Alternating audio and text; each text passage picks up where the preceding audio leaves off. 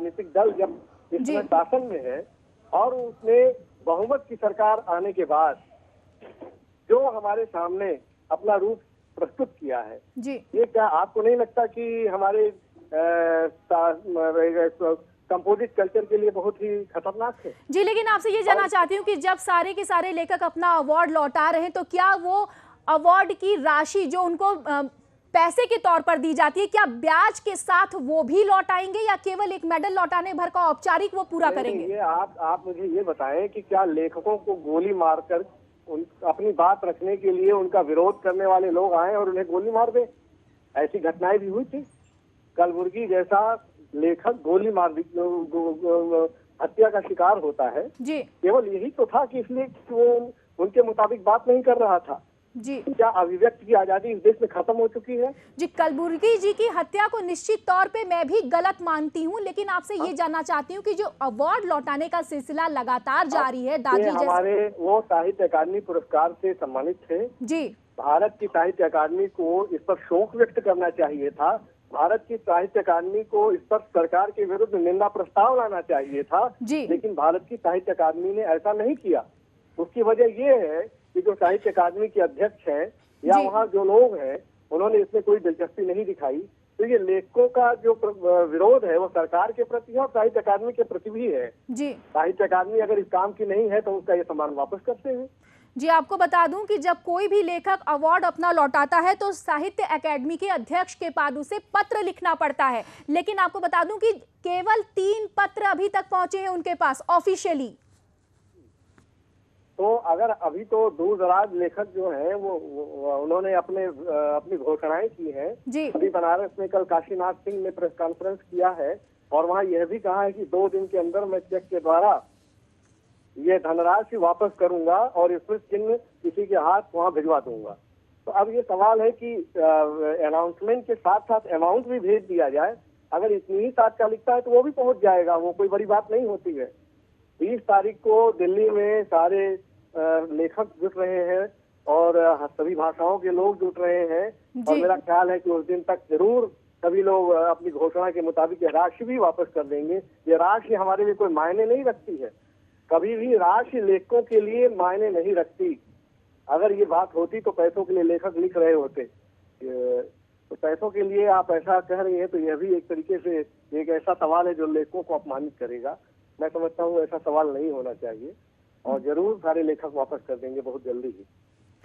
जी बिल्कुल, लेकिन आपने मेरे उस प्रश्न का जवाब नहीं दिया जो मैंने सबसे पहले आपसे पूछा था कि जब भारत में इसके पहले भी कई सारी घटनाएं घटी थी तब कोई लेखक सामने नहीं आया था। क्या तब सारे लेखक कहीं कि हमारे बड़े आदर्श कवि रहे नागार्जुन जी, और नागार्जुन ने सत्ता के खिलाफ ही कविताएं लिखी हैं।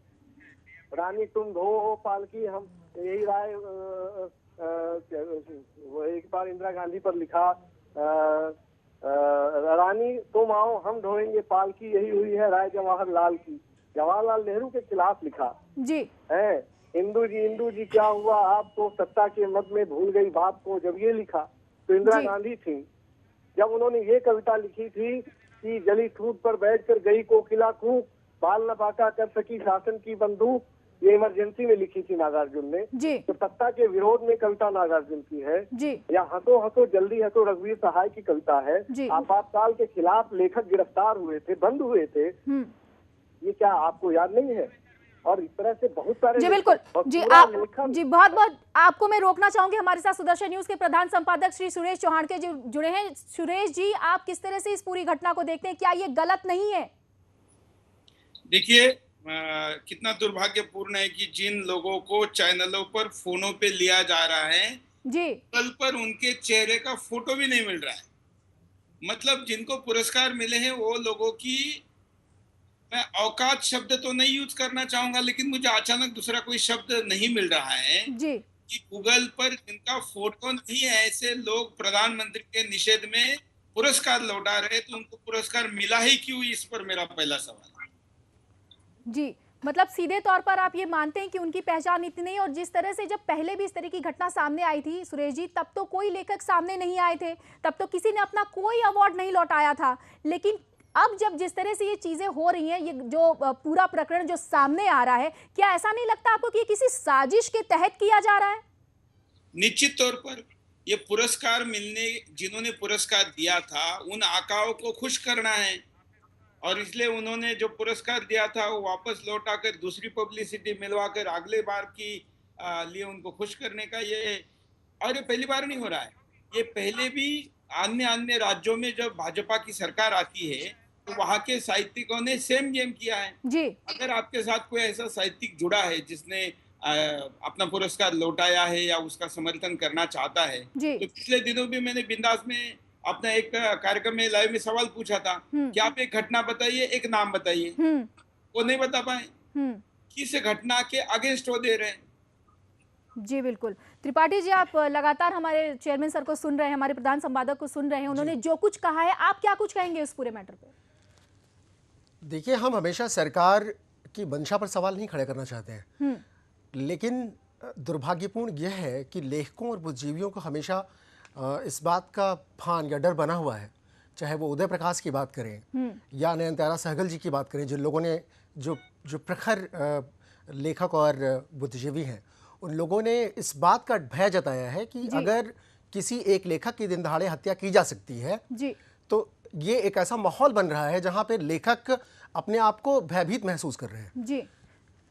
सवाल कोई सीधे सवाल राजनीतिक मंशा पर खड़ा नहीं कर रहा है, और ना ही हम लोग इसको मतलब इस तरह से जोड़ के देखें कि ये सीधे सीधे भाजपा या किसी सरकार की मंशा से जुड़ा हुआ सवाल है, बल्कि हमको ईमानदारी से उस नजरिए से, उस चश्मे से देखना होगा कि क्यों आखिर आज का बुद्धिजीवी और लेखक इस बात से डरा हुआ है। सीधी सी बात है, अगर कलबुर्गी की हत्या पर एक स्वायत्त संस्था जिसे हम लोग साहित्य अकादमी कहते हैं, अगर उस अकादमी ने उसका विरोध किया होता, क्योंकि वो सरकार की प्रतिनिधि है, स्वायत्त शासी होते हुए भी अगर वो प्रतिरोध नहीं और प्रतिकार नहीं कर सकती है अपने एक उस लेखक की मृत्यु का या उसकी हत्या का, जिसको उसने खुद पुरस्कार से नवाजा है, तो सवाल निश्चित रूप से खड़े होंगे कि कहीं ये तो सरकार प्रायोजित नहीं है। बस ये इतनी सी ही बात है। अगर यहाँ पर निरपेक्ष पूर्वक जितने भी जो है सरकार के तंत्र हैं वो इसका प्रतिरोध और विरोध करें, और एक छोटी सी गुजारिश के साथ लेखों के सामने आए कि नहीं, हमें आपकी चिंता है और हमें आपकी फिक्र है, हम इस बात को